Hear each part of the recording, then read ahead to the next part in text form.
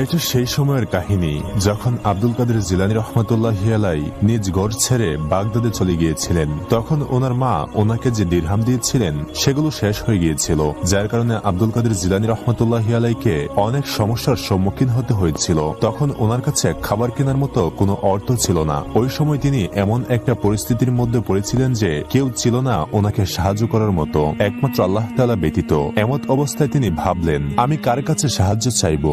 রিজিক তো শুধুমাত্র আল্লাহ তাআলার তরফ থেকেই আসে। আমার লজ্জা লাগছে এই ভেবে যে কার কাছে আমি সাহায্য চাইবো আর কাকেই বা বলবো যে আমি ক্ষুধার্ত। তখন উনি যেখানে ছিলেন ঠিক তার পাশেই একটি বিশাল জঙ্গল ছিল। উনি ছুটে চললেন সেই জঙ্গলের দিকে আর ভাবতে লাগলেন, যদি জঙ্গল থেকে কোনো ফল সংগ্রহ করতে পারি তাহলে তা হবে আল্লাহ তাআলার নিয়ামত, কিন্তু কোনো মানুষের কাছে মাথা নত করা এটি আমি কোনো মতেই মেনে নিতে পারবো না। আমি ঋণের পক্ষে কখনই ছিলাম না, কিন্তু কি করবেন তিনি তো ক্ষুধার্ত। অতঃপর তিনি সেই জঙ্গলে গিয়ে অনেক খোঁজাখুঁজির পরেও কোনো ফল পেলেন না। তখন অবস্থাটা এমন দাঁড়ালো যে ক্ষুধায় হয়তো ওনার দমটাই বের হয়ে যাবে। একে তো ওনার প্রচন্ড ক্ষুধা, তার উপর খাবার জন্য কিছুই খুঁজে পাচ্ছিলেন না। তখন তিনি মহান আল্লাহ তাআলার কাছে দোয়া করলেন, হে মহান আল্লাহ তাআলা, আপনি আমাকে একটি ব্যবস্থা করে দিন, আপনার রহমতে আমার জন্য কিছু খাবারের ব্যবস্থা করে দিন। অতঃপর তিনি জঙ্গলের পাশে একটি নদীর ধারে গেলেন এই আশায় যে সেখানে হয়তো কোনো খাবার পাবেন, কিন্তু তিনি সেখানে যাওয়ার পরে দেখেন সেখানে ওনার আগেই অনেক দরবেশ এসে বসে আছে। তখন তিনি ভাবলেন, হায় হায়, আমি যদি এখানে কিছু খাবার মতো পেয়েও যাই তবে সেটার উপর সবাই ঝাঁপিয়ে পড়বে। অতঃপর তিনি নিরাশ হয়ে পুনরায় শহরের দিকে ছুটে চললেন। শহরে এসে তিনি পুনরায় খাবারের সন্ধান করতে লাগলেন, কিন্তু শহরেও কিছু পেলেন না। তখন তিনি একদম নিরুপায় হয়ে একটি মসজিদের এক কোনায় বসে পড়লেন এবং আল্লাহ তাআলার জিকির করতে শুরু করলেন। প্রচন্ড ক্ষুধা এবং তৃষ্ণায় তার চোখে অন্ধকার দেখতে লাগলেন। তিনি এতটাই দুর্বল হয়ে গিয়েছিলেন যে তিনি দাঁড়াতেও পারছিলেন না। ঠিক তখনই গাইবী আওয়াজ আসে, হে আব্দুল কাদের, তোমার ক্ষুধা এখন তোমার ধৈর্য ক্ষমতার বাইরে চলে গিয়েছে। যাও, তুমি কারো কাছ থেকে ধার করো, নিজের জন্য রুটির ব্যবস্থা করো। কিন্তু বড় পীর এই কথা মানতে পারছিলেন না যে তিনি কারো কাছ থেকে ধার করবেন। কিন্তু কোনো উপায় না দেখে বড় পীর পুনরায় শহরের দিকে পা বাড়ালেন। ক্ষুধার্ত দুর্বল অবস্থায় হাঁটতে হাঁটতে শহরে এসে পৌঁছালেন।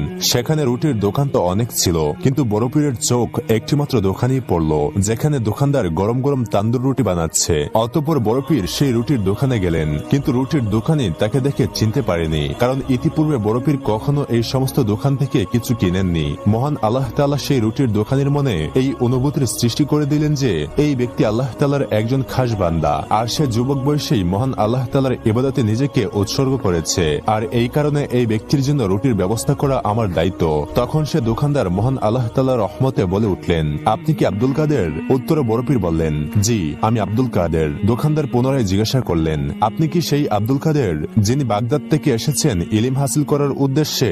জবাবে বড় পীর বললেন, হ্যাঁ, আমি সেই আব্দুল কাদের। এবার রুটির দোকানি বললেন, বলুন আপনি কি নিতে চান? বড় পীর বললেন, হে ভাই, আমি রোজ তোমার দোকান থেকে একটি রুটি নিব, তুমি কি আমাকে তা দেবে? আমি খুবই ক্ষুধার্ত, এখন আর ক্ষুধার কষ্ট সহ্য করতে পারছি না। তখন দোকানদার বললেন, আপনি এমন করে কেন বলছেন? এই সমস্ত রুটি আপনার, আপনি চাইলে সবগুলো রুটি নিতে পারেন, এই ব্যাপারে আমার কোনো আপত্তি নেই। তখন বড় পীর বললেন, আমার সমস্ত রুটির প্রয়োজন নেই, তুমি রোজ আমাকে একটি করে রুটি দিও, আর এর বদলে যখনই আমার কাছে পয়সা হবে আমি তোমার ধার পরিশোধ করে দেব, কারণ আমি আমার মাথার উপর কোন রকম ঋণের বোঝা রাখতে চাই না। তখন দোকানদার বললেন, জনাব, আমার এসব কিছুই যায় আসে না, আমি যখন একবার বলেছি এই সমস্ত রুটি আপনার, তার মানে এই সমস্ত রুটি সত্যি আপনার। এবার বড় পীর বললেন, আমার শুধু একটি রুটি হলেই হবে, যাতে আমার পেট ভরে যায় এবং আমি পুনরায় আমার তালিম শুরু করতে পারি। এরপর তিনি সেই দোকান থেকে একটি রুটি নিয়ে পুনরায় জঙ্গলে ফিরে আসেন এবং আল্লাহ তাআলার শুকরিয়া আদায় করেন।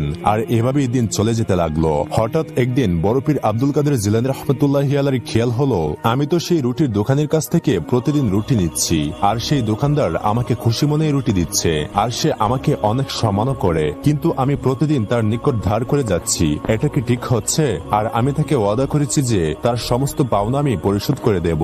এই কথা মনে আসার সঙ্গে সঙ্গে তিনি নিজেকেই বললেন, হে আব্দুল কাদের, ধার তো ধারী, তোমাকে তো এটা পরিশোধ করতেই হবে, কিন্তু আমি পয়সা কোথায় পাবো? এই কথা মনে হবার পর তিনি এতটাই লজ্জা পায় যে তিনি তার কাছ থেকে কিছুদিন রুটি নেওয়া বন্ধ করে দিলেন। তিনি কিভাবে তার সামনে যাবেন তিনি তা ভেবে পাচ্ছিলেন না। এভাবেই কিছুদিন চলে যায়, তিনি আর সেই রুটির দোকানে যায় না। তিনি জঙ্গলে বসে থেকে ভাবছিলেন সেই রুটির দোকানের ধার কিভাবে পরিশোধ করা যায়। তখন ওনার কাছে একটি গাইবী আওয়াজ আসে।